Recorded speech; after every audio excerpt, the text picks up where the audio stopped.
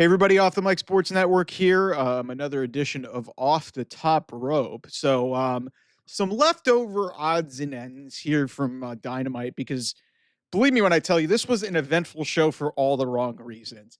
One thing that I kind of lost in the shuffle here a little bit, amidst like some of the noteworthy things that happened on this show, is Brody King actually won a match at the expense of Josh Alexander.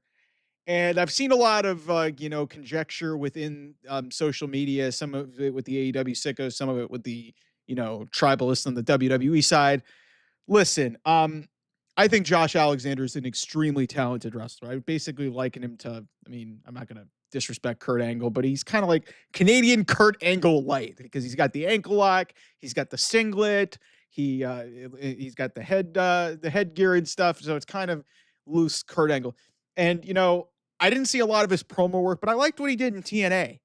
And you can go back here on the channel and actually look at it. I was like, Josh Alexander, if he goes to AEW, he's making a huge mistake because there was a potential opportunity for him to, and I heard he might have said this publicly, that he turned down an opportunity to work with WWE and NXT when he was still with TNA.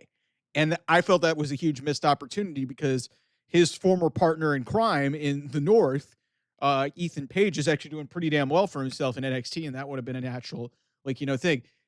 But let's take a look at what happened with Josh Alexander because now, I'm over the moon and I'm surprised that Brody King actually won, although he's going into a match in a four-way that he's going to lose. I don't know. I doubt he'll get pinned, but it's with Kenny Omega because, spoiler alert, Kenny Omega's winning that match. He's the international champion. He's not losing the international championship before he gets to Kazuchika Okada at All in Texas, which is going to probably be the third major match that's going to happen on this show. But Josh Alexander, since he showed up as the wild card in this Owen Hart Cup tournament, where he lost to Hangman Adam Page, which, I think was a good spot for him to debut. He's put on some good wrestling matches, but all he's done is lose. And now he's a background character in the Don Callis family. So I've been proven right once again. Like, even with these high-profile signings, if you do not have a flashy name or some sort of brand behind you, like a Mercedes Moné or even a Will Ospreay with some pedigree to it, because Okada is kind of just fallen by the wayside, and he's just kind of operating at like 17% or something like that or whatever. He's kind of gradually moved up and kind of, he had a decent match with Speedball Mike Bailey, which was kind of a throwaway match, and we'll see what comes of him and Omega at All in Texas. But the fuck has Josh Alexander done since that opening match? And now he gets busted wide open in this match and loses again. And at what cost, man? Like, it's just, if you're not going to bring these guys in to, sort of elevate the talent pool in your division and just saddle them in like a 17-man group, even though Don Callis in that group is like a decent heel faction. But when you're like you're clearly the third most important guy in that group because it's Kyle Fletcher and it's Takeshita. And then everybody else in that group. I mean, Lance Archer just shows up and is just a bodyguard basically at this point. So forgive me if on some level, I can't really feel sorry for Josh Alexander because he made that decision for him and his family. He got paid. Good for you. But if you wanted to actually potentially put yourself in a position to maybe be a star and maybe establish yourself more, I think going to WWE was the move for him because at least in that capacity, WWE is starting to build up a decent tag division. Why not reunite the North? Why not? I understand that Ethan Page is an accomplished wrestler, but at least you can establish that, and that would have been something that you can do. Instead, Josh Alexander is the latest example of a high-profile signing from another promotion. Like, Speedball falls into the same thing. He's a great wrestler, but no personality whatsoever, and AEW is the place you can go to just wrestle matches. But that's not going to get you over. If you can't separate yourself or if you don't have the backing of management, you are going to die in that company. And the difference between that and WWE is you're stuck there. You're stuck there. It's just like, because listen, what is Josh Alexander going to do over the course of he's been at this for what, 1, 2 months. What's he gonna do that's gonna get him out of that black hole that is the Don Callis family? What are you gonna turn babyface on them and ultimately, go up against Fletcher and Takeshita or something like that? Gee, I wonder who's gonna win that dispute or whatever.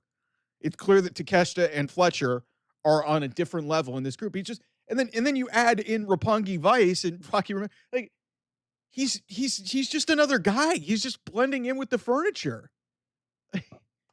This was something I didn't really think about because I was so, elated that the fact that Brody King finally actually won a significant match and actually got an opportunity, which he's going to lose, by the way. It doesn't matter, but it's just like if you don't have a distinguishing characteristic or you are in the good graces of Tony Khan's just doling out money and he's just using you as a body. Because I said this immediately after Josh Alexander lost that match and immediately aligned with Don Callis. I was like, this is not good for him. And maybe I was bound to be proven right. He won a couple matches here or there, but he's done nothing of note. And to drop this match in the de facto main event right before the women came out and, had a really strange segment to sell their main event match. Listen, on some level, I got to feel bad for him because, hey, you're dealing with ineptitude, but hey, this is what you wanted, man. You signed up for this and, look no further. And I understand that Ethan Page has a lot more charisma, natural charisma than Josh Alexander was. But at the same time, there was an open door for you to potentially go there and potentially do more stuff. It's the same thing that I see with Daniel Garcia. Like, even if you are not a good and, talented or gifted promo, you can go to NXT and you could go to WWE and potentially they could elevate you to the next level. But I get why Josh Alexander wanted to go to TNA to AEW, why he wanted to go there because, hey, we're the best wrestle. And, hey, he's having good matches, but nobody cares. Nobody cares.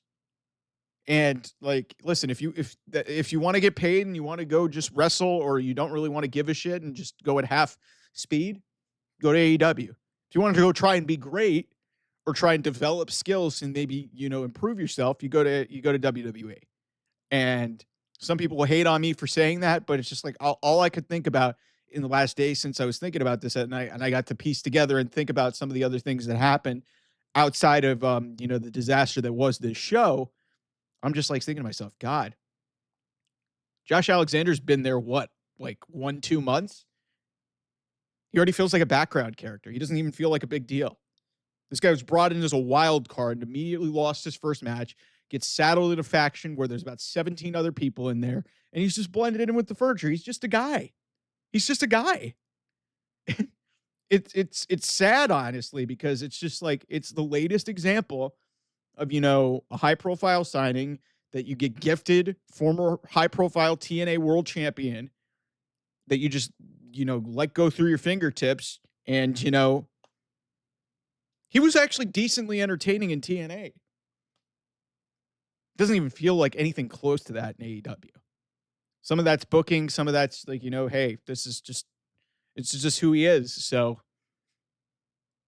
anyway, it's just something that jumped out to me that I didn't really think about in the aftermath of Dynamite on Wednesday. Anyway, thanks so much for watching. I will see you guys soon. Bye-bye.